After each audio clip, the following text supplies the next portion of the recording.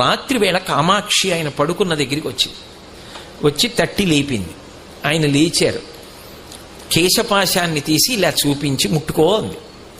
ఆయన ఇలా ముట్టుకున్నారు. జిగురుగా ఉంది. ఏమ్మా జుట్టు జిగురుగా ఉందన్నారు. పాలు పోసి వెళ్ళిపోయావు అంది.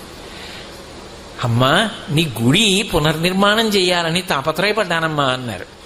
ఏమయ్యా గుడి పునర్నిర్మాణం చేయడానికి నువ్వు సంపాదించాలా? నన్ను అడిగితే నేను ఇవ్వను. దానికోసం నా జుత్తు ఇలా వదిలి వెళ్ళిపోయావా? చూడు పాలకంపు ఎంత సువాసనలు రావలసిన జుత్తునది. వెనక్కి వచ్చి అభిషేకం చెయ్యండి. రాత్రికి రాత్రి ఆయన బ్రిటిష్ ప్రభుత్వం వారిని అడిగారు తలుపులు తీయమని. తీశారు. వాళ్ళ గౌరవం కొద్ది. వాళ్ళకి ఆ గౌరవం ఉండేది. తలుపులు తీస్తే వారు గబగబా వచ్చి కంచిలో అమ్మవారికి మళ్ళీ